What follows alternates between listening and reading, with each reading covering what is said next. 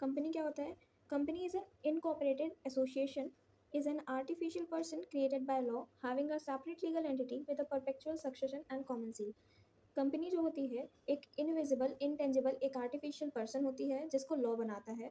उसकी एक separate legal entity होती है, मतलब कि एक जो कंपनी का ओनर होता है और वो कंपनी दोनों ही अलग अलग होते हैं। मींस अगर एक बिजनेसमैन है वो अपनी जो ट्रांजैक्शंस हैं उसको अपना एक अलग अकाउंट में रिकॉर्ड करेगा, वहीं एक कंपनी का एक अलग फाइनेंशियल अकाउंट बनता है। ठीक है। और उसकी एक कॉमन सील होती है। कॉमन सील मतलब उस कंपनी का स्टैम्प कह सकते हैं। ठीक है। काइंड्स ऑफ कंपनी, कंपनी कितने तरीके की होती है? प्राइवेट कंपनी होती है, पब्लिक कंपनी होती है एंड 1% कंपनी होती है। प्राइवेट कंपनी ये एज पर सेक्शन 268 बनी है।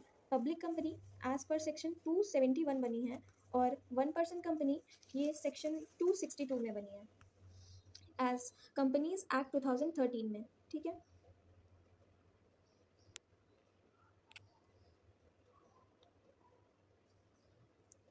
अब जो कंपनी होती है उसकी कैपिटल जो होती है वो डिवाइजेबल होती है इनटू शेयर्स। ठीक है। शेयर्स मतलब जो उसकी कैपिटल होगी उसको स्मॉल यूनिट्स में अगर हम लोग डिवाइड करें, ठीक है, उसको हम लोग शेयर्स कहते हैं। ठीक है। फिर आता है हमारा प्राइवेट और पब्लिक कंपनी क्या होती है। प्राइवेट प्राइवेट कंपनी एक ऐसी कंपनी जिसकी मिनिमम पेड अप कैपिटल कितनी हो, अप टू 1 लाख, और पब्लिक कंपनी की हो अप टू 5 लाख। ठीक है। प्राइवेट कंपनी, प्राइवेट मतलब वर्ड से ही समझ में आ रहा है। ठीक है। इसमें देखो मिनिमम नंबर्स ऑफ मेंबर कितने हो, 2 हो सकते हैं एंड मैक्सिमम 200 हो सकते हैं। ठीक है। और है कि इसके जो शेयर्स होते हैं उसको ट्रांसफ़र करने के लिए मतलब परमिशन नहीं मिलती है, तो उसको हम लोग अलाउ नहीं करेंगे कि शेयर्स को अपने हम किसी को सेल कर दें, तो हम वो नहीं कर सकते। ठीक है। तो इसमें शेयर्स ट्रांसफ़र करना नॉट अलाउड होता है। ठीक है। फिर क्या होता है प्रोस्पेक्टस, मतलब जिसके थ्रू हम लोग शेयर्स को इशू करते हैं। तो ये प्राइवेट कंपनी है तो इसमें हम लोग क्या करते हैं, शेयर्स को इशू नहीं करते हैं। ठीक है। तो प्रोस्पेक्टस भी नहीं बनाते हम लोग। फिर क्या है, नंबर ऑफ डायरेक्टर्स कितने हो, मिनिमम 2 हो सकते हैं और मैक्सिमम 15 हो सकते हैं। इसमें जो शेयर्स हैं can not be offer to the public, क्योंकि ये प्राइवेट कंपनी है। फिर पब्लिक कंपनी में इसमें आता है कि 5 लाख तक जो हमारी मिनिमम पेड अप कैपिटल है वो हो सकती है। ठीक है। मिनिमम मेंबर्स जो हैं वो हमारे होंगे 7, और मैक्सिमम जो होंगे वो हमारे होंगे अनलिमिटेड। ठीक है। और इसमें जो शेयर्स हैं उसको हम लोग फ्रीली ट्रांसफ़र कर सकते हैं, मतलब इसमें हमें किसी भी चीज़ की परमिशन नहीं चाहिए होती है।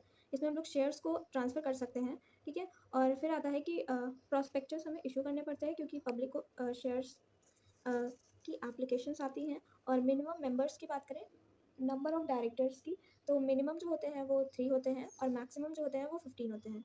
ठीक है। अब है कि शेयर्स इसमें जो हैं वो पब्लिक को ऑफ़र किए जाते हैं। क्लासिफिकेशन ऑफ शेयर कैपिटल, ये 3 तरीके के हो सकते हैं। Authorize share capital, issued share capital, subscribe share capital. अब इसमें है कि फुली सब्सक्रिप्शन हो सकता है और नॉट फुली सब्सक्रिप्शन हो सकता है। ठीक है। फिर आता है रिजर्व कैपिटल। अब रिजर्व कैपिटल क्या होता है, रिजर्व मतलब किसी चीज़ को बचा के रखना।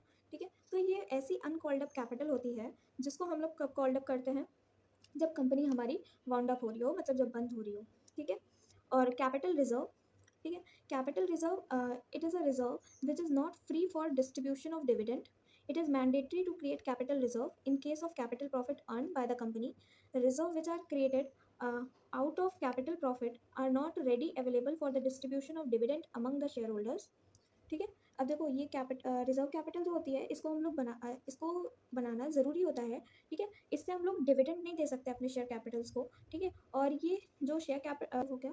और काइंड्स ऑफ शेयर, अब शेयर कितने तरीके के होते हैं, एक होता है हमारा प्रेफरेंस शेयर और होता है इक्विटी शेयर। ठीक है। तो प्रेफरेंस शेयर्स जो शेयर्स होते हैं, मतलब इनको पहले हम लोग, इनकी राइट होती है कि इक्विटी शेयर्स के पहले हम लोग इनको डिविडेंड पे करेंगे। ठीक है। ये लेस रिस्की होता है इनके ऊपर। ठीक है। और वहीं इक्विटी के ऊपर मोर रिस्क होता है। ठीक है। और इनका एक फिक्स डिविडेंड होता है प्रेफरेंस शेयर्स का। ठीक है।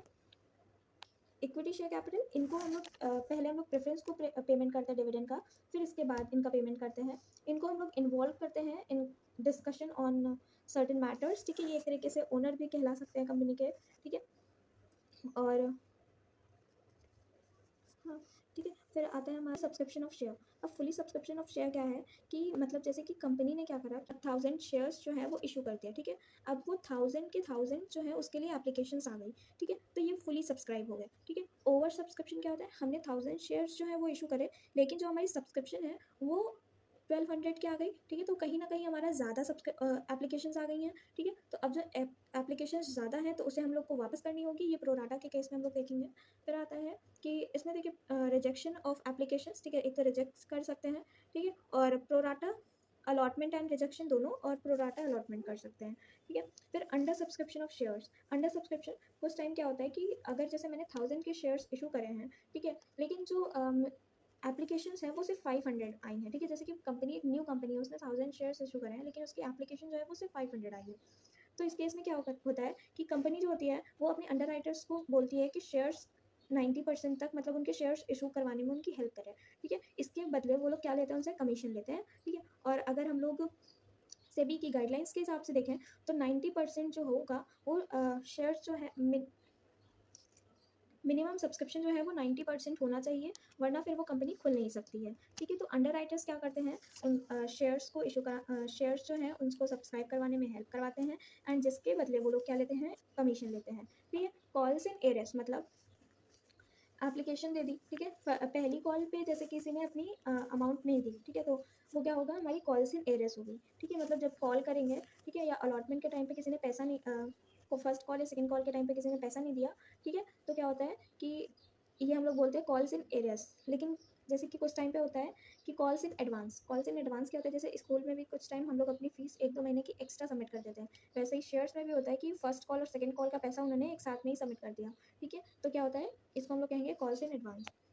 The term of issue of shares, ठीक है। तो शेयर्स जो हैं वो इशू हो सकते हैं एट पार, मतलब when the shares are issued at their face value, the shares are said to be issued at par, ठीक है। जब उनकी फेस वैल्यू पे वो शेयर्स इशू करे जाते हैं तो उसको हम लोग कह सकते हैं कि वो अपने पार पे इशू हुए हैं, ठीक है। मतलब शेयर्स इशू हुए हैं एट पार, ठीक है। और इसका फिर दूसरा होता है कि इशू एट प्रीमियम, मतलब जैसे मेरी जो फेस वैल्यू है, ठीक है, प्लस 2 रुपये, और तो ये जो 2 रुपये है ये हमारा प्रीमियम कहलाएगा, ठीक है। तो 12 रुपये का, 10 रुपये का शेयर मैंने अपना 12 पे इशू करा है, तो 2 रुपये एक्स्ट्रा है वो मेरा प्रीमियम है, तो इशू एट प्रीमियम।